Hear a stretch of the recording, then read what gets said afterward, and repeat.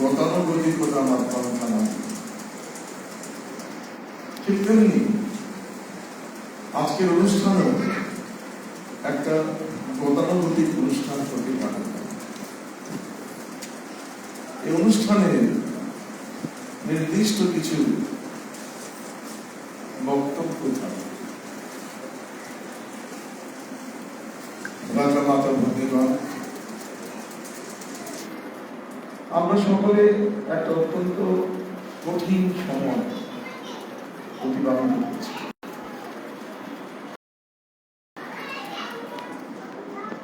দার্শনিকগণ বলেন, একটা জাতি যতক্ষণ পর্যন্ত তার ধর্ম এবং সংস্কৃতিকে ভুলে না যায়, ততক্ষণ পর্যন্ত সে জাতি নিশ্চিহ্ন হয় না। সুতরাং আজকে আমাদেরকে আমাদের ধর্ম এবং সংস্কৃতি সম্পর্কে অবহিত হতে হবে এবং নিজেদের ধর্ম এবং সংস্কৃতি রক্ষা করার জন্য যেখানে যা কিছু প্রবরণ আমরা পাই তার সংগ্রহ এবং অনুশীলনের চেষ্টা করতে হবে।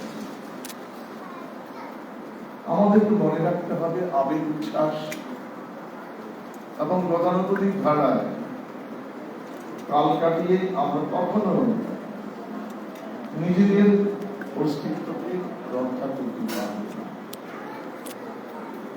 আমাদেরকে চেষ্টা করতে হবে, যত্ন নিতে হবে, কারণ বিনা যত্নে নাহি মিলে অমূল্য রতন। অখণ্ড মণ্ডলী সেই অমূল্য রতন সংগ্রহের জন্য আমাদেরকে কি উপদান দিচ্ছে সেই বিষয়ে কিছু মৌলিক ধারণা আমাদের থাকা প্রয়োজন। ভ্রাতা মাতা এবং ভগ্নীগণ, আমরা যে সনাতনী সংস্কৃতি কথা বলি সেখানে আমাদের পূর্বাচার্যরা নির্দিষ্ট ভাবে বলেছিলেন, লষ্ট্রবৎ পরদ্রব্যেষু মাতৃবৎ পরদানেষু ভ্রাতৃবৎ সর্বভূতেষু। পরের ধনে কখনো লোভ করবে না, তাকে মাটির ঢেলার মতো মূল্যহীন মতো। অর্থাৎ যে ধনের জন্য আমি উপযুক্ত শ্রম করি নাই সেই ধন আমি প্রত্যাশা করব না। এটা কি স্বামী স্বরূপানন্দ তার জীবনের যে মৌলিক ভিত্তি অভিজ্ঞতা, তার অন্যতম মৌলিক বিষয় বলে মনে করেছে। পাশ্চাত্য জগৎ যে সুযোগ সন্ধানী নীতি নিয়ে যেন কোনো প্রকার সম্পদ আহরণ করে, সনাতনী ঋষিরা সেই পথে চলাকে জীবন গঠনের পরিপন্থী বলে মনে করেছে। আমরা এমন কোন ধনের প্রত্যাশী হব না যে ধনের জন্য, যে সম্পদের জন্য আমি উপযুক্ত শ্রম করি না। এই একটা জিনিস যদি জগৎ অনুসরণ করত, জগতে এত সংঘাত থাকত না। কিন্তু আমরাও আমাদের পূর্বাচার্যগণের সেই নির্দেশনার কথা ভুলে গেছি। আমাদেরকে সেই কথা মনে করতে হবে এবং জীবনে পালন করতে হবে। মাতৃবৎ সর্বদাবেষু, জগতের সকল রমণীকে তোমার জননী জ্ঞান করবে। আজকে জগন্ময় লোভ লালসা এবং নারী জাতির উপর অত্যাচারের বিবিধ দৃশ্য দেখা যাচ্ছে। এই একটা বিষয় যদি সমাজ গ্রহণ করত, তবে এই বিপদ থেকে সমাজ রক্ষা পেত। আর ভ্রাতৃবৎ সর্বভূতেষু, জগতের সকলকে নিজের ভাই, আত্মজন বলতেন। এই তিনটি মৌলিক বিষয় ছিল আমাদের সমাজে সংস্কৃতির মূল কথা।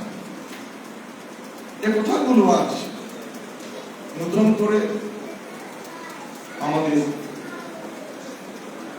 বিচার বিশ্লেষণ এবং অনুশীলন করার প্রয়োজন এসেছে। গতানুগতিক চিন্তাধারায় আমরা যদি ভেসে চলি, আমরা কিন্তু আমাদের ঐতিহ্যকে ধরে রাখতে পারি। আমরা আমাদের মধ্যযুগের যে কালদিনগুলি ছিল, সেখানে ভাই ভাইকে দূরে ঠেলে দিয়েছে। এটি আমাদের দুর্বলতা, ব্যর্থতা। কিন্তু তাই বলে আমাদের ঋষিদের শিক্ষা ব্যর্থ হয়ে যায়নি। সেই শিক্ষাকে আবার আমাদের জীবনে অনুশীলন করতে হবে। আমাদের ঋষিরা জীবন গঠনের যে পরিকল্পনা করেছিলেন, সেই পরিকল্পনা অনুযায়ী শত শত বৎসর ধরে আমাদের সমাজে জীবন গঠনের কোনো সুযোগ ছিল না। আমাদের ঋষিরা জীবনকে মৌলিক কতগুলো ভাগে বিভক্ত করেছিলেন। প্রথম অংশটি হচ্ছে ব্রহ্মচর্য। জীবনের প্রথম 25টি বৎসর জীবন গঠন করতে হবে। কোন রকম লাভ লোভে নিজেকে যুক্ত না করে ভগবত সমর্পিত চিত্তে আমাকে আমার চরিত্র গঠন করতে হবে।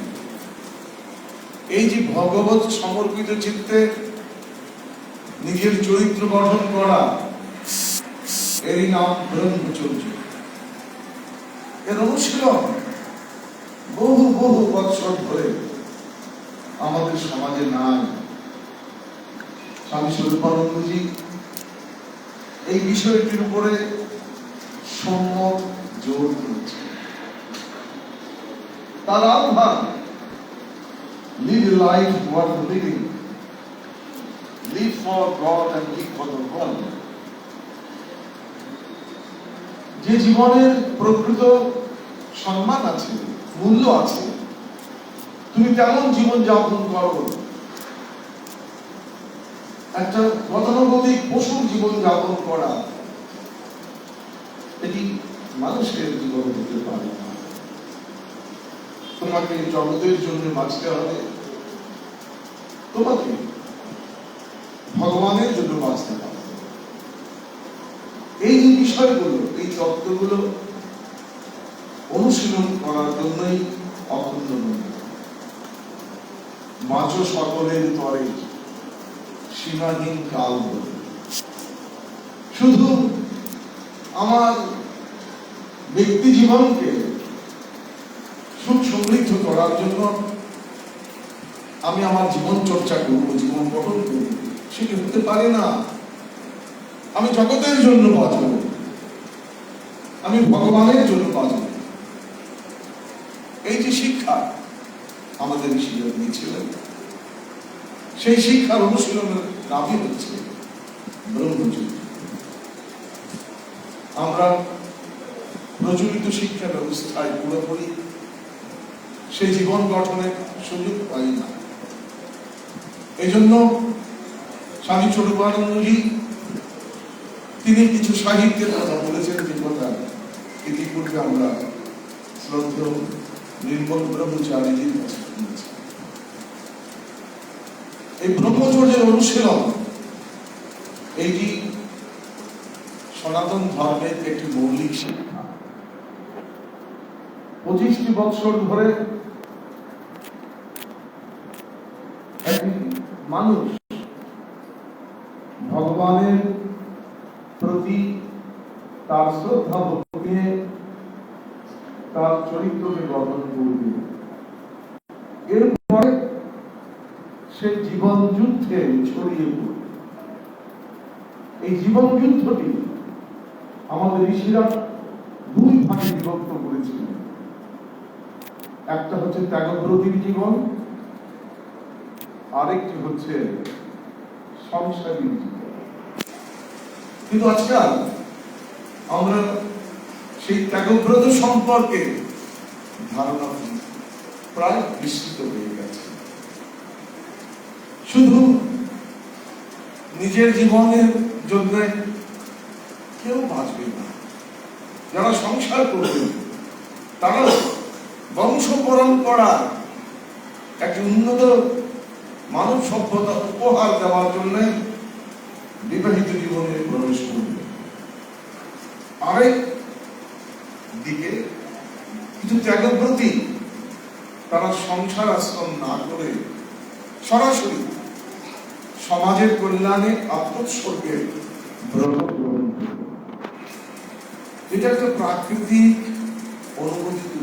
যেমন ধরুন, আমাদের প্রকৃতিতে আমরা দেখি ধান, গম, কত কিছু ফসল ফলে, কিন্তু তার অংশ মাত্র পুনরায় বংশ বৃদ্ধির জন্য ব্যবহৃত হয়ে থাকে, আর মূল অংশ সমাজের ফুয়েল হিসেবে, সমাজের বাঁচার উপাদান হিসেবে, খাদ্য হিসেবে ব্যবহৃত হয়। ঠিক তেমনি আমরা যারা মানুষ, আমাদের মধ্যেও তেমন আগ্রহী ব্যক্তিদের সৃষ্টি করতে হবে। স্বামী স্বরূপানন্দজি তিনি আবার আমাদের ঋষিরা সংসারকে যে দৃষ্টিতে দেখেছেন সেই কথাগুলো আমাদের কাছে তুলে ধরেছেন। যারা সংসার করবেন, এই সংসার শুধু অবাধ যৌনাচারের জন্য নয়, এই সংসার সাধন ভজন যুক্ত সীমিত যৌনাচারের মাধ্যমে উন্নততর প্রকৃতির মানুষ সৃষ্টির জন্য। একদিকে একদল ত্যাগব্রতী সরাসরি সমাজের কল্যাণে নিজেকে যুক্ত করবেন, যাদেরকে আমরা আশ্রমবাসী বা ত্যাগব্রতী বলতে পারি। আরেক দল থাকবেন যারা সংসারে প্রবেশ করবেন, উন্নততর প্রযুক্তির বংশানুক্রমিক উন্নতর পর্যায়ে মানুষ সৃষ্টি করেন। আমরা প্রতিটি পরিবারে যদি সাধন ভজন করি, তবে পরবর্তী প্রজন্ম সাধন ভজনের সহজ সম্ভাবনা নিয়ে জন্মগ্রহণ করবে। আমাদের অনেক গুণ, প্রত্যেকটি গুণকে বহন করে আমাদের শরীরের একটি অতি ক্ষুদ্র জীবনাংশ, যাকে আমরা জিন বলতে পারি। এই জিন এক একটি গুণকে আমাদের বহন করে। আমরা যদি সাধন ভজন করি, আমাদের সাধন ভজন বা মৌলিক উন্নয়নে জিনগুলো সতেজ হবে, শক্তিশালী হবে। এইভাবে স্বামী স্বরূপানন্দজি বংশানুক্রমিক উন্নয়নের ধারাকে সংসার গ্রহণ করুন, এই উদ্দেশ্যে সংসার আশ্রমের তিনি প্রবর্তন করেছেন। আজকে ঢাকা বিশ্ববিদ্যালয়ের যে মেধাবী ছাত্রছাত্রীগণ তারা অধ্যয়ন করছেন, তারা একটা জীবনের সন্ধিক্ষণে অবস্থান করছেন। তাদেরকে শুধুমাত্র নিজের একটা ভালো চাকরি নিজের ভালো আয়ের কথা চিন্তা করতে হবে না। এই বিপন্ন জাতিকে কিভাবে রক্ষা করা যায় সেই বিষয়ে তাদেরকে চিন্তা করতে হবে, ভাবনা করতে হবে, অনুশীলন করতে হবে।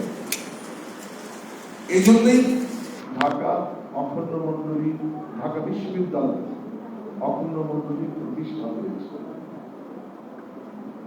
অখণ্ড মণ্ডলী যে কার্যক্রম, তার মৌলিক ভিত্তি হচ্ছে এই ব্রহ্মচর্য। এখানে আবালক বৃদ্ধ বনিতা সকলকে এই ব্রহ্মচর্য তথা ভগবত ভক্তির অনুশীলন করে নিজের আচরণকে নিয়ন্ত্রণের প্রয়াস গ্রহণ করতে হবে এবং তাদেরকে সাধন ভজন, সেখানে কয়েকটি বিষয়, মৌলিক বিষয় তাদেরকে অনুশীলন করতে হবে। প্রথম কথা, অখণ্ড মণ্ডলী কোন পার্থিব প্রত্যাশা ভগবানের কাছে করে না।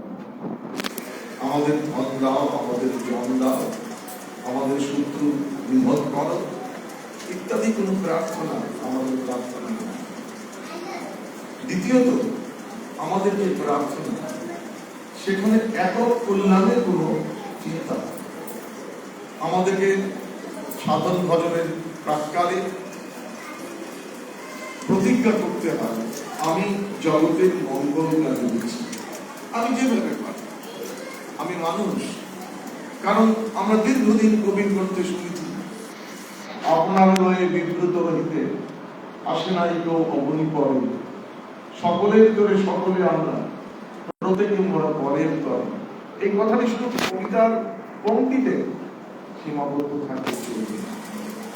আমাদের জীবন চর্চার প্রত্যেকটি অংশে I will have to live for the whole world. আমি মানুষ, মানুষের কল্যাণে আমাদের কিছু না কিছু কাজ করতে হবে। এই যে অখণ্ড মণ্ডলীর অনুষ্ঠান, এখানে ঋষিগণের যে সিদ্ধান্ত, সেই সিদ্ধান্তকে পূর্ণরূপে বাস্তবায়নের সুযোগ আছে।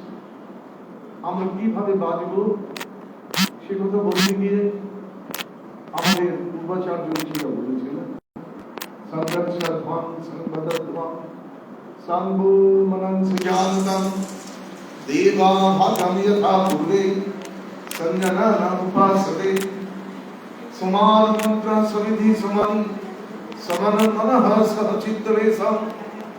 তারা সেই কথাটাই বলেছিলেন, সকলে তোমরা একত্রিত হও, সকলে তোমরা এক কণ্ঠে কথা বলো। দেবতারা পর্যন্ত একত্রিত হয়ে তারা যজ্ঞের ফল ভোগ করবে। তোমরা সকলে একই সমিতিবদ্ধ হয়ে তোমরা একই মন্ত্রে প্রার্থনা করে সকলে এক চিত্তে। বিভিন্ন কারণে আমরা পারি নাই, কিন্তু স্বামী সুরতানন্দজি সেই ব্যবস্থাটা করে দিয়েছে। আমাদের অতীত দিনগুলোতে আমরা দেখেছি, কিন্তু স্বামী সুরতানন্দ ওদের কেন ত্যাগ করি? আমরা আমাদের ভ্রান্তিকে আমরা সংশোধন করি, আমরা সকলে অতীতের ভুলকে আমরা ত্যাগ করবো। আমরা সকলে আগে একসঙ্গে বসতে পারি নাই, এখন বসবো। এই যে ঢাকা মণ্ডলীতে প্রতি সপ্তাহে একদিন সমবেত উপাসনা করা, সেই সমবেত উপাসনা আমরা সকলে একত্রে সমকালে সম আসনে বসে সমমন্ত্রে সকলের ভগবানকে আরাধনা। এখানে কে কোন বংশে, কে কতটুকু শিক্ষিত, কে কতটুকু ধনী বা নির্ধন, এই প্রসঙ্গ আলোচনা কোনো সুযোগ থাকে না। ঋষিদের যে স্বপ্ন যে আমাদেরকে সর্বতোভাবে এক হতে হবে, তার বাস্তবায়নের সুযোগ স্বামী সুরতানন্দজি এই সমবেত উপাসনায় আমাদের। এখানে আমরা অতীতের কোনো ভুল ভ্রান্তির সমালোচনা করি না, কিন্তু তার সংশোধন। কারণ সমালোচনার নিন্দা শুধু বেদনা বাড়াবে। আর আমরা যদি সকলে অতীতের বেদনাকে ভুলে গিয়ে আমাদের ভ্রান্তিকে সংশোধনের চেষ্টা করতে পারি, তবে আমরা সকলে এক লক্ষ্যে আনন্দে এগিয়ে যেতে পারি। এই যে সমবেত উপাসনা, এই সমবেত উপাসনার আহ্বান, যে আছো যেখানে নিখিল ভুবনে, নিকট অথবা দূর, এসো হে সকলে প্রাণ ফুলদলে, পূজা হবে শ্রী প্রভু। এখানে স্বামী স্বরূপানন্দের শিষ্য সংখ্যা বৃদ্ধির জন্য আমাদের আয়োজন, যে আমরা সকলে সমকালে পরম প্রভুর আরাধনা করি। হবে উপাসনা শুভ উপচারে, হৃদয়ের প্রতি ধন সংহারে, সবার আনিয়া সকলে দেখিয়া অবপ্রেমে ভরপুর। অতীতে যিনি অপমানিত হয়েছেন, তিনি এবং অপর সকলে একত্রে সমসম্মানে সম আদরে ভগবানের ভজনা করার সুযোগ পান। এই সমবেত উপাসনা, এখানে নেতৃত্বের কোনো কাড়াকাড়ি নেই, এখানে পৌরোহিত্যের কোনো বাড়াবাড়ি নেই। আমরা সকলে প্রাণ, সকলের অতীতে সকল দুঃখ ভুলে যাওয়ার জন্য ভগবানের আরাধনা, সকলের হৃদি স্নেহে ভরে দেব, সকলের শতদূত করে দেব, তরস পরশে সরস দরসে নাচিবে যে ব্যথা করি। যে অপমানিত হয়েছিল, লাঞ্ছিত হয়েছিল, পরপদ দলিত হয়েছিল, সে আজ সকলের সঙ্গে সসম্মানে পরম প্রভুর আরাধনা করে পরম শান্তি। এই সমবেত উপাসনা এই জন্য আমাদেরকে চর্চা করতে হবে। আর এই সমবেত উপাসনা আমরা সকলে কিছুক্ষণ চুপ করে দিই, তখন আমরা সকলে যার যার ইষ্ট নাম জপ। শ্রীমদ্ ভগবত গীতা আমাদের অত্যন্ত প্রিয় গ্রন্থ। সেখানে ভগবান বলেছেন, যত যজ্ঞ আছে তার মধ্যে আমার সবচেয়ে প্রিয় যজ্ঞ হচ্ছে জপযজ্ঞ। এই সমবেত উপাসনায় আমরা সকলে মিলে একত্রে যার যার ইষ্ট নাম নীরবে জপ করার সুযোগ লাভ। এবং এখানে কাউকেই বলা হবে না যে স্বামী স্বরূপানন্দ প্রবর্তিত এই সমবেত উপাসনায় যিনি এসেছেন তাকে এই নির্দিষ্ট মন্ত্র জপ করতে হবে। মনে মনে যার যার ইষ্ট নাম। আর আমাদের পূজার বিগ্রহ হিসেবে এখানে থাকেন মহা সমন্বয়ের প্রতীক, মহামিলনের প্রতীক পবিত্র ওঙ্কার। এই ওঙ্কারের ব্যাখ্যা কত শাস্ত্র কত পাঠে করেছে। বলেছেন উপনিষদ, ওম ইত্যদক্ষরম ইদং সর্বম। এই যে ওঙ্কার একটি অক্ষর, ইনি হচ্ছেন সব। যে যত ভাবে ভগবানকে আরাধনা করেছে, সাধন করেছে, ভিন্ন ভিন্ন তত্ত্ব উপলব্ধি করেছে, সকল তত্ত্ব মিলে যে মহাতত্ত্ব হয়ে আছে, সকল মন্ত্র মিলে যে মহামন্ত্রের সৃষ্টি হয়েছে, তা হচ্ছে সমবেত শ্রুতি সজ্জন মন্ডলী। এই সমবেত আরাধনা সকলে সম্মিলনের প্রতীক মহামন্ত্র ওঙ্কারের আরাধনা করে আমরা স্বাভাবিকভাবেই একে অপরের প্রতি অপরত্ব অনুভব করি। আমরা অনুভব করি যে আমি যে পথেই চলি না কেন, আমি যে মন্ত্রেই জপ করি না কেন, এই সমবেত উপাসনা, এই মহামন্ত্র ওঙ্কারের পাদমূলে নিজের ইষ্টনাম জপ করে আমি অনুভব করছি যে যেখানেই যার সৃষ্টি হোক, যত দীর্ঘ পথ যে চলুন, সকলে গিয়ে একই সাগরে আমরা মিলিত হয়েছি। এই অঙ্গার হচ্ছে মহামিলনের সবচেয়ে সবল শিল্পা। আমরা ঢাকা অখণ্ড মন্ডলীতে, ঢাকা বিশ্ববিদ্যালয় অখণ্ড মন্ডলীতে এই যে সমস্ত উপাসনার চর্চা করি, তার বক্তব্য হচ্ছে আমাদেরকে এক হতে পারে, একসঙ্গে চলতে পারে, ঋষিদের যে স্বপ্ন তা আমাদেরকে বাস্তবায়ন করতে পারে। আমরা ব্রহ্মচর্যের অনুশীলন করব এবং অবশ্যই আমাদের মধ্যে কেউ না কেউ ত্যাগব্রত গ্রহণ করে সরাসরি সমাজের এই দুঃখ পীড়িত মানুষের দুঃখ বিতরণের জন্য এগিয়ে যাবে। কেউ বা নিজেদের সভ্যতাকে উন্নত করার জন্য বংশানুক্রমিক সাধন গ্রহণ করে সংসারে প্রবেশ করবে। আমাদেরকে মনে রাখতে হবে, আমাদের সিদ্ধান্ত হবে যুক্তিপূর্ণ। যারা সংসার করবেন তাদের লক্ষ্য থাকবে যে আমাকে প্রজন্মের কৌলিন্য বাড়াতে হবে। বিজ্ঞান প্রযুক্তির মাধ্যমে কত উন্নতি করছে, যে গাভী 2 সের দুধ দিত, তার ক্রমোন্নতির মাধ্যমে এখন গাভী 30 কেজি দুধ দেয়। এই যে উন্নয়ন, এটা বিজ্ঞানসম্মত। আর স্বামী স্বরূপানন্দজি বলছেন যে আমরা যদি সাধারণ ধরনের যদি উন্নয়ন করি, আমাদের সেই প্রযুক্তিকে ব্যবহার করি, আমাদের মধ্যেই মহাপুরুষের আবির্ভাব হবে।